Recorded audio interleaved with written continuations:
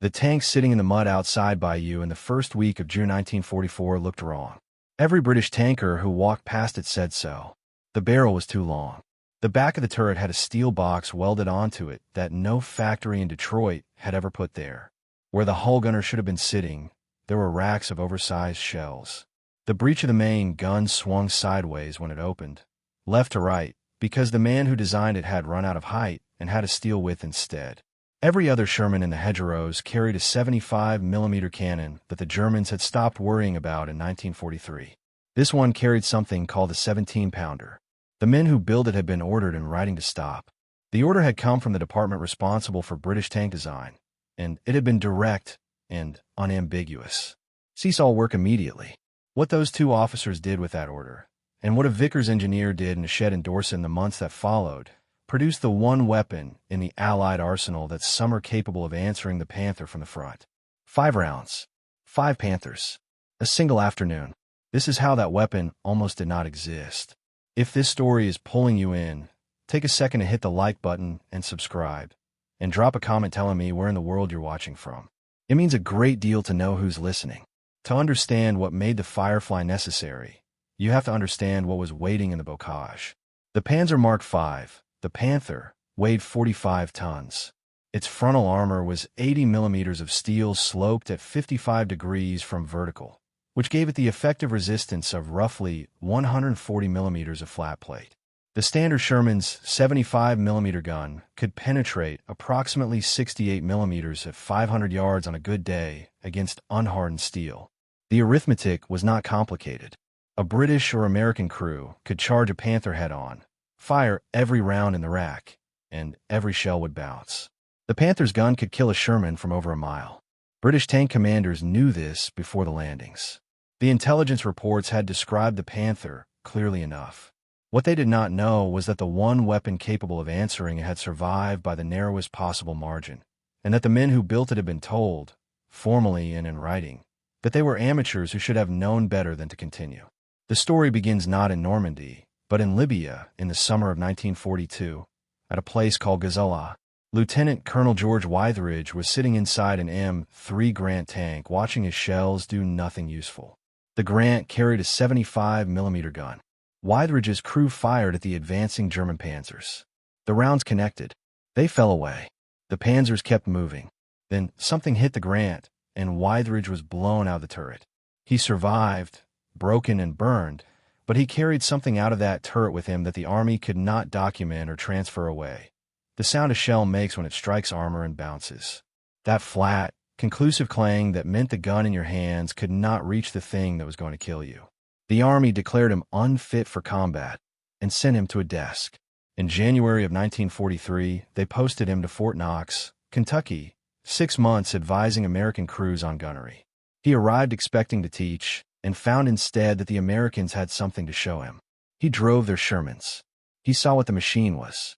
The reliability, the mechanical simplicity, the suspension that kept it running when British tanks seized up and stopped. Wytheridge came back to England sold on the platform, and skeptical of everything else. The 75 was already obsolete. The chassis was the answer. All that remained was finding the right gun to put on it. Britain had the gun. The 17-pounder was a 76mm anti-tank weapon that could drive a shell through 140mm of steel at 1,000 yards. On paper, it killed everything the Germans had, including the Tiger. It had been designed for exactly this purpose, and it was magnificent at it, provided you were willing to tow it behind a truck and set it up behind a sandbag emplacement and wait for the enemy to come to you. Mounting it in a tank was something else entirely. The problem was the breech. When the 17-pounder fired, the breech traveled 40 inches backward in recoil, over 3 feet of violent rearward movement inside a turret that had perhaps 18 inches to spare. Every engineer who looked at the problem arrived at the same conclusion. The gun was too large for the turret. The recoil was too long for the space. It cannot be done. Major George Bridie of the Royal Tank Regiment had been at Lulworth on the Dorset coast since early 1943. Lulworth was the Royal Armoured Corps Gunnery School, and Bridie had spent months looking at the 17-pounder and looking at the Sherman and doing something that every qualified engineer said was impossible. He had put the gun inside the turret. He had done it by removing the recoil system entirely and bolting the gun rigid to the mounting. No buffer, no spring, no mechanism to absorb the blast. When the gun fired, the entire tank shook. The chassis took the full force through its frame and suspension. It was, by any professional standard, a Frankenstein. Bridie was willing to test-fire it. He did not invite spectators. When Withridge arrived at Lulworth in June of 1943, he found Bridie's prototype. He walked around it. He looked at the sideways breech, the rattling mount, the steel box that had been welded onto the turret rear to house a radio with nowhere else to go. He fired it 3 times from outside before he was willing to climb inside. The vehicle shook itself badly with every shot, but when that shell left the barrel, it went through what a Panther's frontal plate was made of, and Withridge, who remembered Gazella, knew precisely what that was worth. The letter arrived shortly afterward. The Department of Tank Design informed Major Bridie and Lieutenant Colonel Withridge that they were to cease all work on mounting the 17-pounder in the Sherman immediately. No explanation was provided in the order itself, but the reason behind it was not difficult to locate.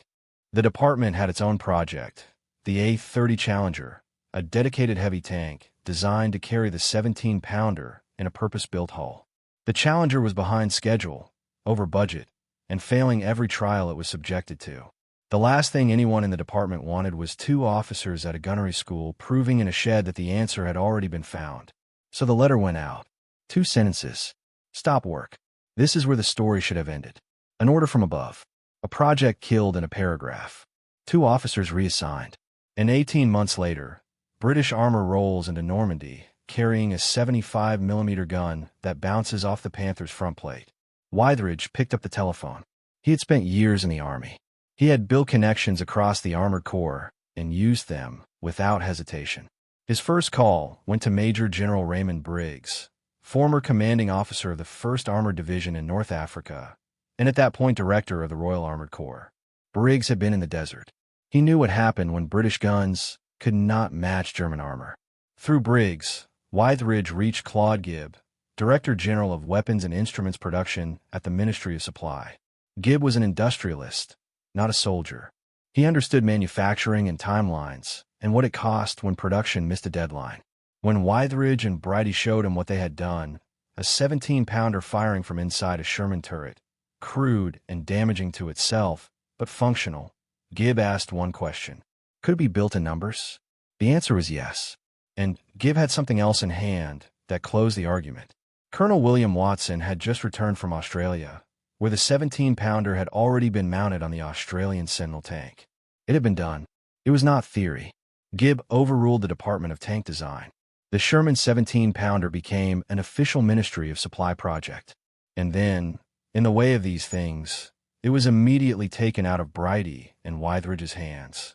The official history would later describe them as highly enthusiastic and devoted amateurs. Their prototype was set aside. The project was handed to a professional. W.G.K.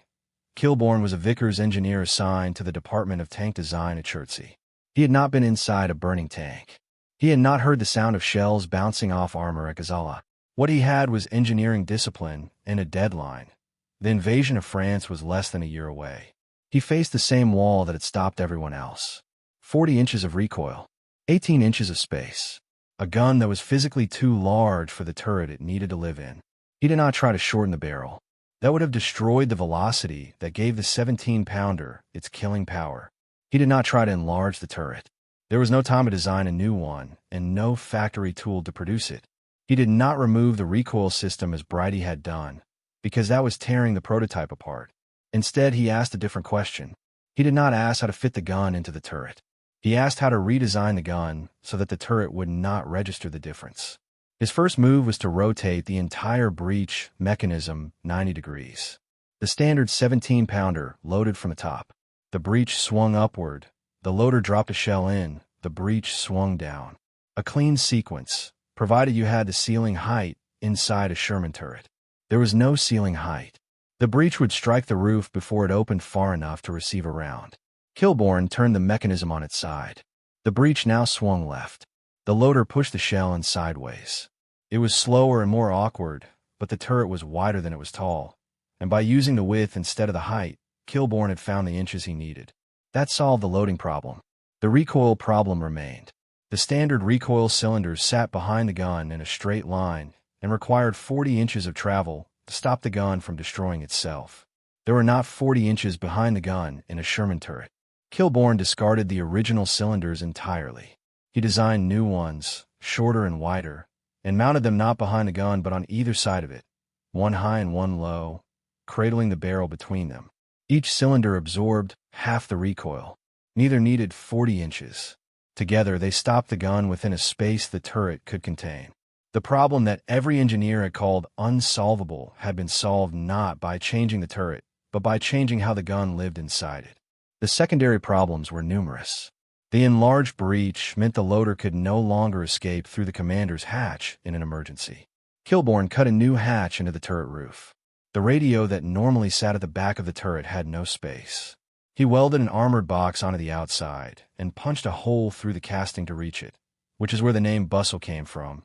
The crews who first saw it starting using the word by March of 1944. The hull gunner's seat and gun port and periscope were removed entirely, and the empty space was filled with racks for the 17-pounders ammunition, which was heavier and longer than the 75mm rounds it replaced. By the 11th of November 1943, Kilbourne had a working prototype that did not shake itself to pieces. And then something happened that tells you everything about the state of Allied armor planning in the autumn of that year. Before the prototype had completed final testing, before the War Office had formally approved the design, before a single round had been fired under anything resembling combat conditions, an order was placed for 2,100 units. 2,100 tanks ordered on a prototype that had not yet been proven. That was not confidence. That was a government that knew what was waiting in France and understood how little time remained to prepare for it. Production began in January of 1944. The factories worked from existing Sherman hulls, mainly the M4A4 variant designated the Sherman 5 by the British. Each conversion required weeks of skilled labor. The turret had to be partially rebuilt. Kilbourne's modified recoil system had to be factory-fitted to each gun. By May the 31st, 1944, 6 days before the invasion, 342 Fireflies had been delivered to the 21st Army Group. 342 vehicles for an entire Army group preparing to land on a continent defended by Panthers, Tigers, and the most experienced armored divisions Germany had produced. That was enough for one Firefly per troop of 4 tanks. 3 standard Shermans with guns that could not kill a Panther from the front, and 1 Frankenstein that could. If this is the kind of history you want more of, subscribe and turn on notifications. There's far more in the record still to cover. Your support is what keeps these stories coming. The men who would crew those Fireflies had no idea they were about to become the most hunted vehicles in Normandy. On the 6th of June, 1944, the tanks of the 4th/7th Royal Dragoon Guards rolled off their landing craft on a gold beach at 7:20 in the morning. Among them was Sergeant Wilfrid Harris, 33 years old, from Walsall in the West Midlands. He had joined the 4th/7th before the war, left in 35, and come back the day it started. He had been at Dunkirk in 1940, had watched the regiment leave every vehicle it owned on the beach. For years later, he was back on a French beach, commanding a Sherman that looked different from every other tank on the sand. His was one of 342 Fireflies in the entire invasion force. Within 48 hours, every British tanker in Normandy understood the problem they were facing. Intelligence had predicted scattered Panther appearances. Instead, Panzerlehr alone fielded 89 Panthers. The 12th SS Hitlerjugend had more. They were distributed through the hedgerows south of the beaches, and every engagement followed the same pattern. British 75s opened fire. The shells bounced or shattered against the glassy plate. The Panther answered once. A Sherman burned. But something else was developing. On the 9th of June, 3 days after the landings, 12 Panthers from the 12th SS attacked the village of Noyers. A Canadian Firefly commanded by Lieutenant Henry was in position. His gunner, Trooper Chapman, watched the Panthers come down the road in column and fired 6 rounds. 5 Panthers were destroyed in under 2 minutes. The attack collapsed. That engagement sent a message up the German chain of command. One type of Sherman hit harder than the others. It had a longer barrel, thin and distinctive, identifiable at 1,000 yards against the hedgerow. The order went to every German tank, crew, and anti-tank position in Normandy. Find the long-barreled Sherman. Kill it before anything else. Before the gun fires. Before it acquires a target. Overnight, the Firefly became the most important vehicle in every British troop and the most endangered. Crews began painting the forward half of the barrel white, an attempt at countershading to make it appear shorter at distance. Others fitted false muzzle brakes partway along the barrel to change its silhouette. A few reversed the turret and bolted a dummy gun to the bustle, so the false weapon pointed forward and the real one pointed back. None of it changed the fundamental equation. 1 Firefly per 4 tanks. Lose it and the troop had nothing that could stop what was coming down the road. By the 23rd of June, barely 2.5 weeks into the campaign, 22 Fireflies had been knocked out across Normandy. 6 replacements had arrived. Hold the original number in your mind. 342 delivered before the invasion. 22 losses and 6 replacements in the first 3 weeks. A weapon that could not be replaced at the rate it was being consumed. This was the arithmetic facing Harris on the morning of the 14th of June, when the 50th Northumbrian Infantry Division received orders to push south of Bayeux and take a cluster of villages. One of them was called Lingèvres.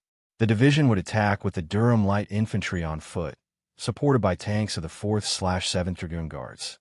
Harris's Firefly was assigned to 4th Troop, a squadron.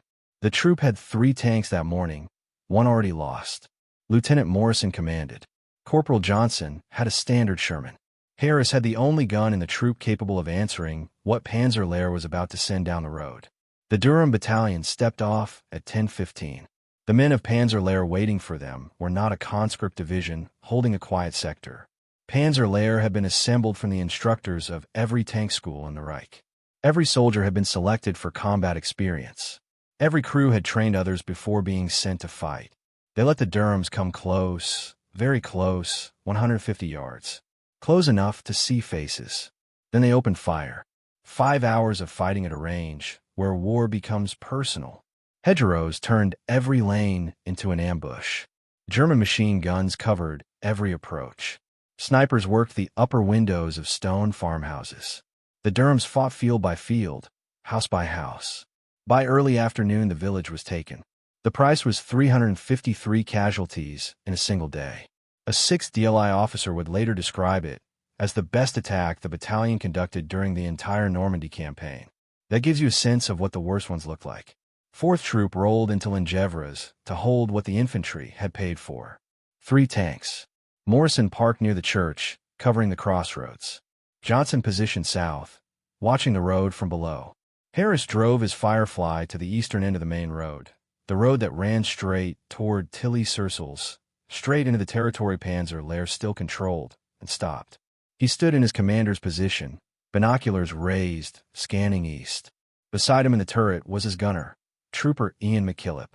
The two had worked together long enough to need no speeches. Harris spotted. McKillop fired. The road east was empty for a few minutes. Then Harris saw movement. Shapes in the afternoon haze, low and angular, moving fast. He adjusted his binoculars. 2 vehicles, heavy, the silhouette unmistakable to any man who had been briefed on German armor in the weeks before the invasion. The long gun, the slope glassy, the wide tracks. 2 Panthers were coming straight down the road at 800 meters, closing. He did not wait. Harris gave the order. McKillop placed the crosshairs on the lead Panther and fired. The 17-pounder round left the barrel at nearly 3,000 feet per second. At that range, the flight time was under a second. The shell struck the Panther's hull. The tank stopped dead. Smoke poured from the hatches. The crew did not emerge. 1 round, 1 Panther. The second Panther was directly behind the first, already slowing. Its crew had seen the lead tank shudder and halt, but had not yet identified what killed it. They had seconds to react. McKillop fired again. The second round struck the second Panther. It lurched, veered off the road, and stopped. The crew bailed and were taken by Durham infantry, scrambling through the hedgerow. 2 rounds, 2 Panthers. The eastern approach was shut. Harris did not stay in position. 2 burning Panthers on the east road told every German observer exactly where a 17-pounder was sitting. He reversed out of position, drove through the village, and repositioned to the northwest side near a farmhouse screened by oak trees with a sight line down the western approach from Lausanne. He had been in the new position perhaps 20 minutes when he saw them. 3 Panthers from the west, moving in column along the road toward the village. They had not seen him. They did not know that the gun which had just destroyed 2 of their tanks on the opposite side of the village was now behind a row of oaks on their flank. Harris watched them come.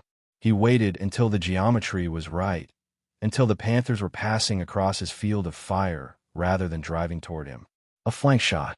The Panther side armor was 40 millimeters, less than a third of the frontal plate. At this angle and this range, McKillop could go through it without difficulty. Harris gave the word. The first round struck the lead Panther in the engine compartment. It burned immediately. The rearmost Panther took a shell through the back and stopped inside the village. The middle vehicle took a round in the running gear, lost steering, rolled another 100 yards, and broke down near the church. 3 rounds. 3 Panthers. 5 rounds total across the afternoon. 5 Panthers destroyed or disabled. Not a single miss. The tank that Britain's own Ministry of Supply had tried to stop in a letter. The weapon built by 2 officers who were ordered to walk away. Engineered by a man who turned the gun sideways because there was no height left. Rushed into production before the prototype was proven. It had just accomplished in 5 rounds what no other Allied tank in Normandy could do at all. The fighting around Lingèvres continued through the afternoon. Corporal Johnson's Sherman took a hit and was knocked out, his crew escaping wounded. A second Firefly troop arrived and put 3 rounds into Tiger. By nightfall, 9 German tanks lay burning in and around the village. But the report that traveled farthest from that ground was not the total count. It was 5 rounds fired by 1 crew without a miss, and what that meant for every troop in Normandy that was still fielding 1 Firefly and hoping it would be enough. Within days, the report reached 21st Army Group headquarters. Within weeks, it was on desks in London. And within months, it reached the 2 men who had started all of this in a shed at Lulworth with a locked gun, a rattling chassis, and a letter telling them to stop, and who had been dismissed as amateurs for their trouble. Production accelerated through the summer. By late June, 149 Fireflies were in Normandy. By the end of July, 235. By autumn, the allocation doubled. 2 Fireflies per troop instead of 1. By the time the factories stopped in 1945, between 2,100 and 2,200 had been built.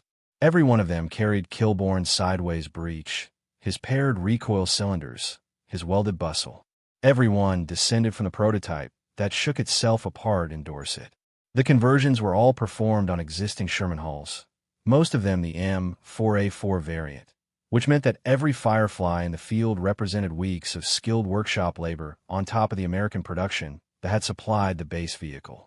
The logistical achievement behind that number is as significant as the engineering one.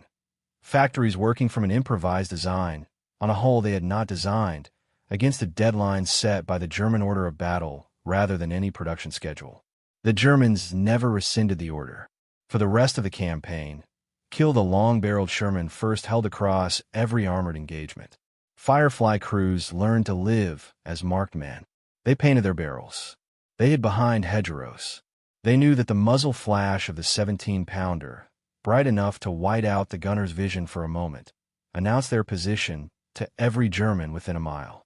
They fired anyway, and the loss reports showed something nobody had fully expected. Despite being the priority target, 19% of Fireflies were knocked out in Normandy, compared to 29% of standard Shermans. The most hunted tank in every troop was surviving at a higher rate than the ones the Germans were theoretically ignoring. When your gun can reach the thing trying to kill you, the arithmetic changes. The 4/7 Dragoon Guards fought on through France. They crossed the Seine. They pushed toward Arnhem during Market Garden. They drove through northern Germany and finished the war at Bremerhaven on the North Sea coast, a long way from Gold Beach and a long way from Lulworth. Sergeant Harris survived. He had survived the interwar army in Dunkirk and the hedgerows and 5 engagements in the most targeted type of vehicle his troop possessed. Trooper McKillop, the man whose hands put 5 rounds on 5 targets without a miss, came home beside him.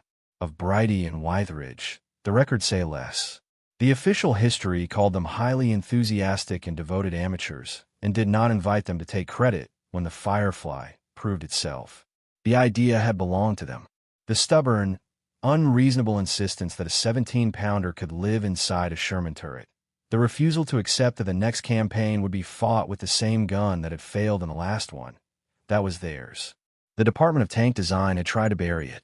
Two men who had been in burning tanks and remembered the sound of shells bouncing off German armor had refused to let it stay buried. If you go to Lingèvres today, the village is quiet. Stone farmhouses line the same roads. There is a memorial to the 4th/7th Dragoon Guards on the road north of the village. For years after the war, two of the Panthers that Harris and McKillop destroyed sat at the western entrance, blackened and silent beside the hedgerow, left where they had burned. Go back to where this started. A sergeant in a tank that looked wrong. Barrel too long. Breech opening sideways. A steel box where it did not belong. A weapon the system never wanted, that existed only because two men disobeyed an order. One engineer asked a question nobody else had asked, and a country gambled on a prototype it had not finished testing. 5 shots. 5 Panthers. Not because the machine was perfect, because the right people refused to let it die before it could prove what it was. They called it a Frankenstein. On the 14th of June, 1944, the monster answered. Thank you for staying with us until the end. If what you heard here stayed with you, the other films on your screen carry the story forward. Subscribe if you haven't, and I'll see you in the next one.